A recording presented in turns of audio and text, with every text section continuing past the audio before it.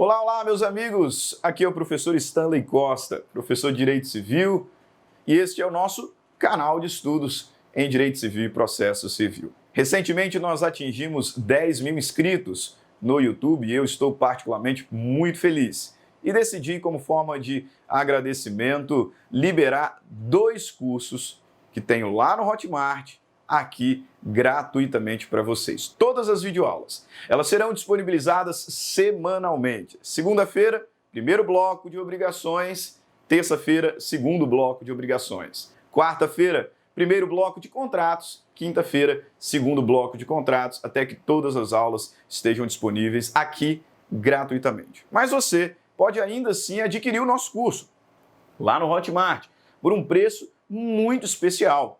Mais de 50% de desconto. Ah, professor, mas por que adquirir o curso sendo que as aulas serão disponibilizadas gratuitamente aqui no YouTube? Simples, porque adquirindo o curso você terá acesso a todas as aulas elas já estão gravadas e disponíveis na plataforma. Segunda razão, você terá acesso ao nosso super material didático.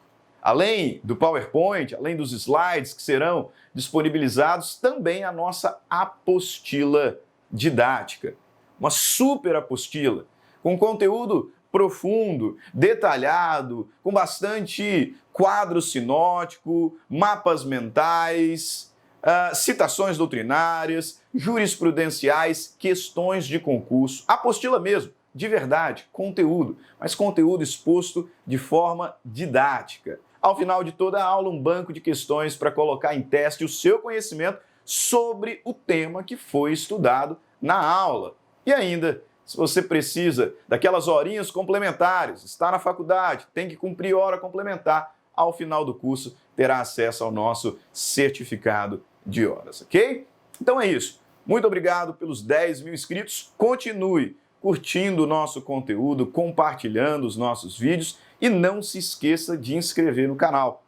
Quanto mais crescer o canal, mais conteúdo gratuito eu disponibilizo aqui para vocês. Vamos transformar esse canal no maior de direito civil aqui do nosso país, ok? Grande abraço e vamos para a aula então. Até mais. Tchau, tchau.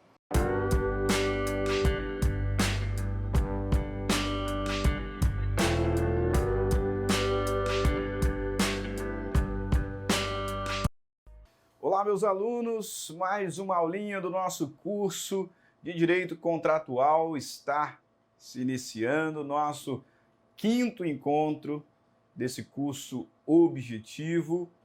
E depois de termos tratado de tantos assuntos, desde a introdução, passando por formação do contrato, passando por estipulação em favor de terceiro, promessa de fato de terceiro, contrato com pessoa a declarar, classificação. Agora nós vamos estudar um tema que é curto e certamente ainda na aula de hoje começaremos a falar sobre vícios redibitórios. Mas antes, vamos aqui conversar sobre os contratos preliminares. Ok? Esse é o tópico da nossa aula de hoje. Contratos preliminares. O tema, como eu disse, não é muito extenso, então certamente a gente começará o próximo assunto ainda nesse encontro, qual seja vícios redibitórios. Aí sim, tema importantíssimo, nós vamos iniciar e usar toda a próxima aula para exaurir o assunto. Mas vamos começar aqui falando acerca do contrato preliminar. Contrato preliminar. Alguns doutrinadores, como é o caso do professor Flávio Tartucci, indicam o contrato preliminar como uma fase na formação contratual. Com a devida vênia, data máxima vênia, porque você sabe que eu gosto muito da doutrina do professor Flávio Tartucci. Então, data máxima vênia, nesse ponto especificamente, eu não concordo. Fico com a corrente mais clássica de que as fases da formação do contrato são negociações preliminares, proposta e aceitação, e que consideram o contrato preliminar como uma espécie obrigacional, autônoma, e que não é obrigatória. Por isso que eu, particularmente, não o considero como uma mera fase da formação contratual. Porque não é necessário, não é obrigatório a celebração de um contrato preliminar. Isso vai depender da intenção das partes. Da intenção das partes. Por isso, considero que é uma figura autônoma, muito importante. E é bastante comum, tá, senhores? Bastante comum no mundo futebolístico, bastante comum no contexto dos contratos que envolvem imóveis. Imóveis. Mas uma figura autônoma. O contrato preliminar. O que é esse contrato, professor? Do que se trata o contrato preliminar? O contrato preliminar é uma espécie contratual cujo objetivo é a efetivação de um contrato definitivo. Perfeito? É isso mesmo. As partes celebram um contrato obrigando-se mutuamente à celebração de um outro, que será o definitivo. Portanto, podemos dizer que o contrato preliminar, ele estabelece uma obrigação de fazer. Ele estabelece uma obrigação de fazer. Qual? De celebrar um contrato definitivo em momento posterior. Em momento posterior. Por isso que a doutrina costuma dizer que esse é um contrato interino. Né? Esse contrato preliminar é um contrato interino. É um contrato introdutório, podemos dizer, porque o objetivo dele é somente a celebração futura do contrato definitivo. Isso, num primeiro momento, pode gerar uma certa dúvida pelo seguinte: professor, por que alguém celebraria um contrato preliminar? Eu considero aqui o contrato preliminar como um instrumento bem útil, né? Um instrumento muito útil para amarrar negócios futuros,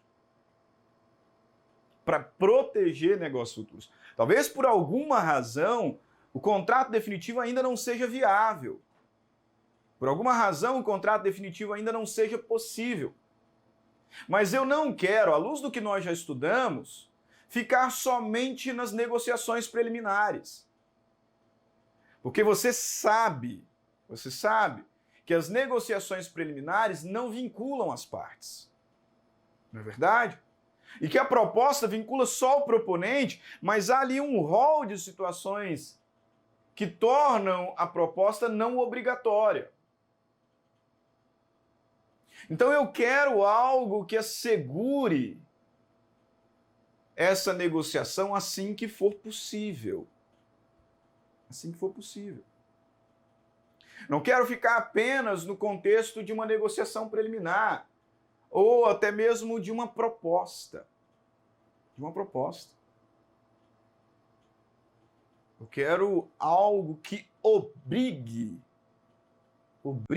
a celebração do contrato definitivo, tão logo seja possível. Ou a partir de determinado momento convencionado pelas partes. Então é uma figura importante, é um instrumento importante, de forma bem popular, de forma bem simplificada, para amarrar negócios. Para amarrar negócios. Hoje, por alguma razão, o contrato definitivo não tem como ser celebrado. Mas eu quero garantir que no futuro ele será. Quero obrigar a outra parte a vincular-se comigo para momento futuro. Então ele cria, como eu disse há pouco, uma obrigação de fazer. Uma obrigação de fazer. O contrato preliminar ele não é obrigatório, por isso que eu não o coloquei como uma fase da formação contratual. O contrato preliminar é uma espécie de contrato interino através do qual as partes convencionam a celebração futura do definitivo. Perfeito? Destaco aqui, no seu material já está disponível lá na área do aluno, leia a nossa apostila, né? Destaco a importância de não confundirmos contrato preliminar com negociações preliminares, hein? O contrato preliminar obriga as partes. As negociações preliminares, não. Muito embora, já nas negociações preliminares, a boa-fé objetiva deva ser observada, as negociações preliminares não obrigam, não criam deveres e direitos para os negociantes. Então, não confunda de forma alguma. Contrato preliminar e negociação preliminar. Perfeito? E aí, feita essa introdução, vamos conhecer o que o legislador fala sobre essa figura. Vamos analisar, à luz do Código Civil Brasileiro, o que está expressamente estabelecido na lei acerca desses contratos preliminares. E o primeiro dispositivo já é, assim, importantíssimo. Importantíssimo. Artigo 462 do Código Civil nos diz o seguinte: o contrato preliminar, exceto quanto à forma, deve conter todos os requisitos essenciais ao contrato a ser celebrado. O contrato preliminar, exceto quanto à forma, deve conter todos os requisitos essenciais ao contrato a ser celebrado. Em outras palavras, o legislador está nos dizendo aqui que os requisitos de validade gerais e específicos do contrato definitivo devem ser observados também no contrato preliminar. Agente capaz, objeto, lícito, possível, determinado, determinável, vontade livre de vícios, eventualmente ali um requisito específico. Os requisitos de validade do contrato definitivo também devem estar presentes no contrato preliminar, à exceção de um. À exceção de um. Forma. E aqui eu peço muito cuidado de vocês. O contrato preliminar, exceto quanto à forma, deve conter todos os requisitos essenciais ao contrato a ser celebrado. Exceto quanto à forma. O artigo 104 do Código Civil nos indica quais são os requisitos de validade do negócio jurídico. Você já estudou lá na análise do livro 3 da parte geral do Código. Livro dos fatos jurídicos. O artigo 104 é o dispositivo que inaugura esse livro 3 da parte geral. E ele nos diz que a validade dos negócios jurídicos depende de agente capaz, objeto lícito, possível, determinado ou determinável, forma prescrita ou não defesa em lei, embora não mencione vontade livre também. Exatamente. E quando a gente fala de forma, você bem sabe que o nosso direito adota o princípio da liberdade de formas como regra. Está lá no artigo 107. Dá uma conferida. Artigo 107 do Código Civil. A manifestação de vontade não dependerá de forma especial, senão quando a lei assim exigir. Por isso que até mesmo um contrato verbal existe. Existe e é válido, como regra. Porque o legislador está nos informando que a validade da manifestação de vontade não dependerá de forma especial, senão quando a lei exigir. Então a forma, se ela é escrita por instrumento particular, público, verbal, enfim, a forma, a princípio, é uma mera questão de prova. Forma ad probationem. É uma mera questão de prova. Ocorre que, em algumas situações, o legislador exige forma. E quando isso acontece, a forma passa a ser considerada não mais uma questão de prova, mas um elemento substancial. Forma ad substância. Quando a lei exige forma, ela precisa ser observada.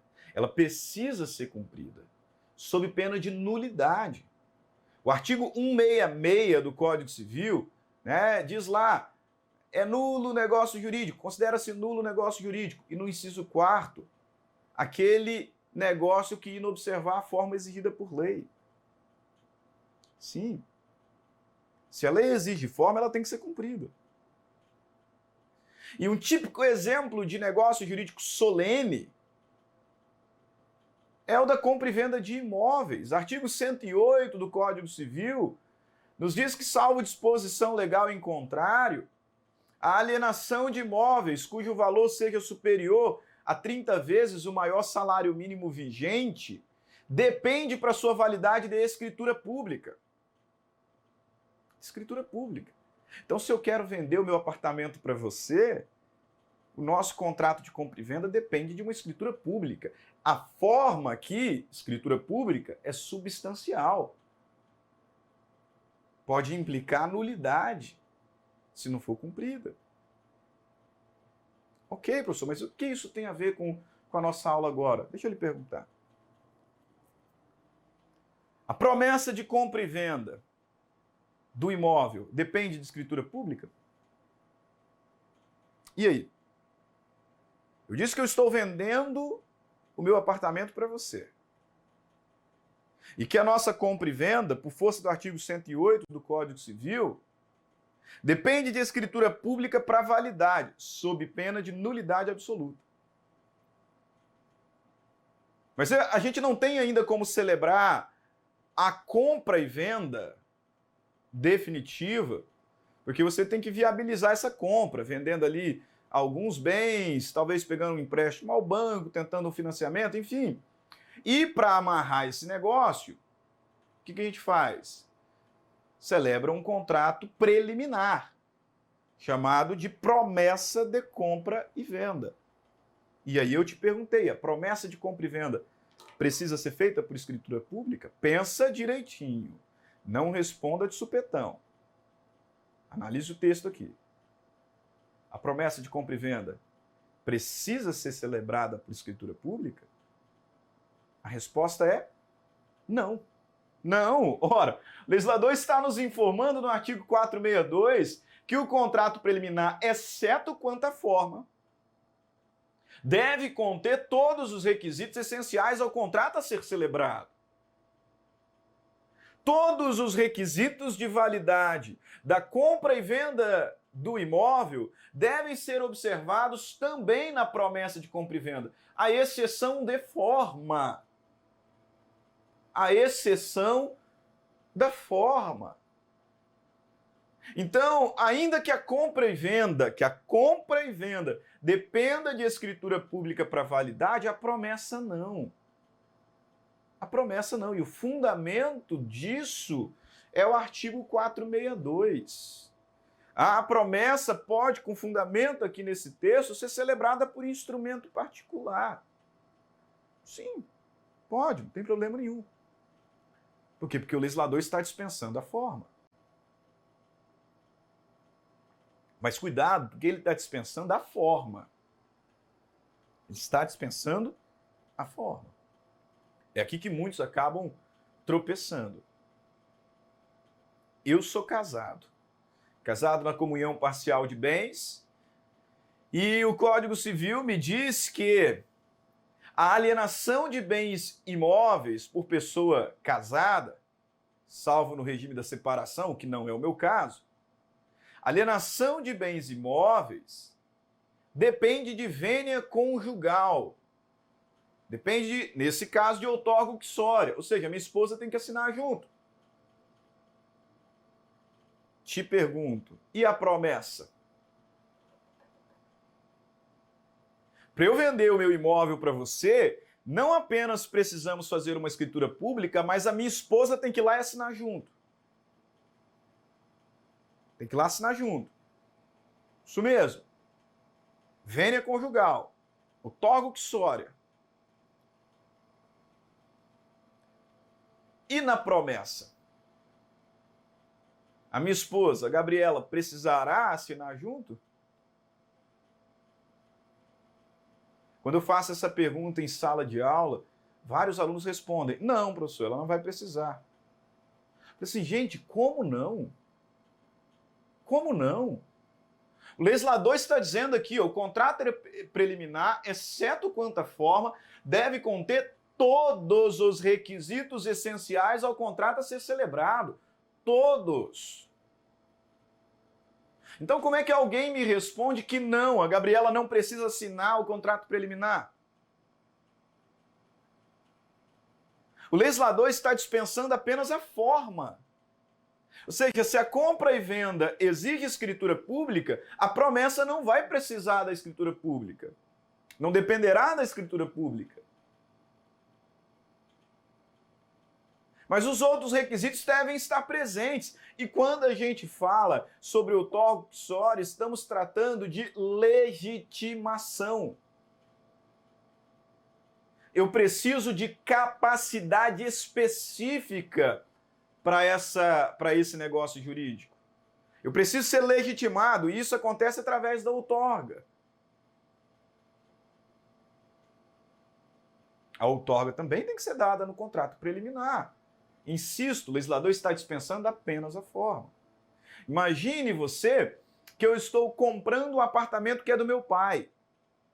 O Código Civil diz que no contrato de venda celebrado entre ascendente e descendente, então meu pai está me vendendo um apartamento, os demais descendentes e cônjuge do vendedor devem assinar ali conjuntamente. E na promessa? Eles também têm que assinar, porque aqui é uma questão de legitimação e não de forma. Não de forma. O legislador dispensa, insisto, a forma. Ele dispensa a forma. Por isso que eu ressalto aí no seu material. Se o contrato principal depender de outorga conjugal, como é o nosso caso, o contrato preliminar também exigirá. Também exigirá. Vou até dar um spoiler. Você vai ver lá no banco de questões uma pergunta que trata sobre isso. Não erre essa pergunta lá no banco de questões, hein? Se o contrato principal exige outorga uxória, preliminar também dependerá dele. Agora, um outro ponto que gera muito debate, que gera muita discussão ao tratarmos sobre contrato preliminar é a necessidade de registro. A essa altura, poxa, você está estudando contratos, então já passou por toda a parte geral, já passou por obrigações. Você sabe que registro e escritura não se confundem, né? A escritura pública pode ser um requisito de validade exigido pela lei. Pela lei. É um ato cartorial, né? O tabelião vai lá e assina junto, ok? E o registro, à luz do artigo 1227 e 1245, se não me falha a memória, é o que vai determinar a transmissão da propriedade de bens imóveis. Então, veja, se eu estou vendendo meu apartamento para você, a gente precisa de escritura pública por uma questão de validade, artigo 108, segundo degrau da escada pontiana, e por questão de eficácia, precisaremos levar registro. O registro vai determinar a transmissão da propriedade. A forma, nós vimos, ela é dispensada no preliminar. Mas e o registro? E o registro?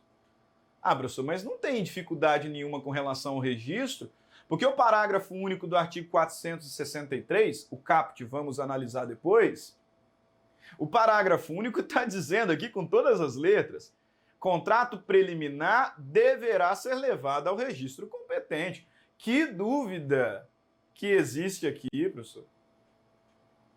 Qual é a dúvida?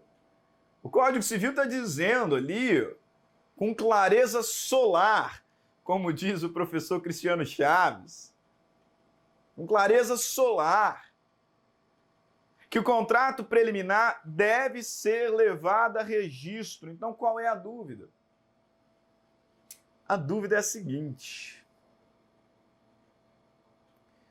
isso parece completamente inviável. Completamente inviável. Olhando para a realidade contratual, obrigar as partes a registrarem um contrato preliminar, isso é completamente inviável. Nesse caso da compra e venda de bem imóvel, poxa, se eu tiver que registrar o contrato preliminar e depois, na hora de celebrar o definitivo, registrar de novo, isso é um gasto. É um gasto extra. E compra e venda de imóveis, você sabe, não é uma coisa simples. Burocracia é pesada. Além de pagar pelo objeto, tem escritura pública, tem ITBI, né, tem o registro, e ainda vou ter um outro registro para o contrato preliminar, que nem precisa ser escriturado. Olha que coisa estranha. Olha que coisa estranha. Exatamente por essa razão que a doutrina começou a duramente questionar o texto do parágrafo único. E hoje a conclusão a que chegamos é que esse parágrafo ele está, por assim dizer, incompleto. Incompleto. Porque a forma correta de interpretar, e como eu disse, isso é praticamente unânime, desconheço algum doutrinador que divirge aqui, a forma correta de interpretar seria: contrato preliminar deverá ser levado ao registro competente para produzir efeitos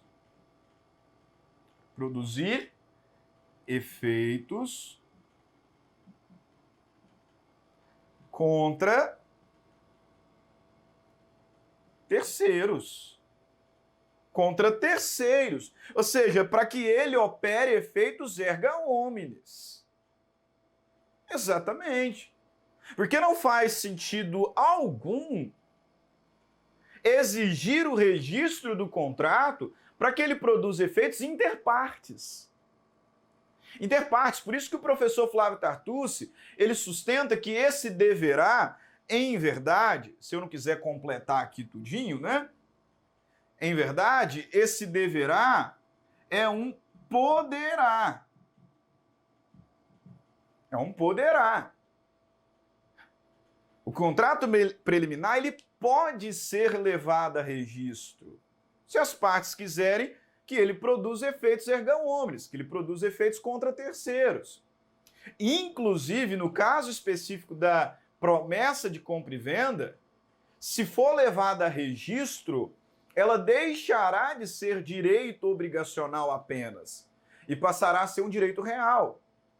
Se você abrir o artigo 1225 do Código Civil, que me traz um rol para muitos taxativos de direitos reais, vai observar que lá tem o direito do promitente comprador do imóvel. Ou seja, o legislador coloca lá no artigo 1225 a promessa de compra e venda registrada como um direito real, que assim como os demais é oponível erga omnes. Agora, não foi registrado, e aí? Se não foi registrado, produz efeitos interpartes. Por isso que esse deverá levanta muita discussão, né? Olha aqui o enunciado 30 da primeira jornada de direito civil. Enunciado 30 do Conselho de Justiça Federal. A disposição do parágrafo único do artigo 463 do novo Código Civil deve ser interpretada como fator de eficácia perante terceiros. Mais uma vez, a disposição do parágrafo único do artigo 463 do novo Código Civil deve ser interpretada como fator de eficácia perante terceiros. Perante terceiros. Entre as partes, independente do registro, esse contrato produzirá efeitos. Por isso que eu concluo aqui o nosso primeiro bloco, já estamos com 27 minutos, concluo esse primeiro bloco com as lições do professor Flávio Tartucci, né, por quem tenho grande admiração. para mim, um dos melhores civilistas atualmente em nosso país. Olha o que ele diz. A palavra deve, constante no comando legal em questão, merece ser interpretada como sendo um pode. Melhor explicando, se o contrato não for registrado, haverá compromisso bilateral de contrato, gerando uma obrigação de fazer e efeitos obrigacionais interpartes. Se houver registro, então haverá direito real de aquisição do promitente comprador, né? Ficou faltando o R ali, gerando obrigação de dar e efeitos erga omnes. Ou seja, se for registrado, efeitos erga omnes. Se não for registrado, efeitos interpartes. Ah, professor, mas e se? Quando chegar o momento futuro, alguma das partes não quiser celebrar o definitivo. Isso a gente responde no segundo bloco. Daqui a pouquinho, vá lá, beba sua água, estique o seu corpo, tome um pouco de café, né, para repor as energias. Daqui a pouquinho a gente continua o estudo do contrato preliminar. Até mais.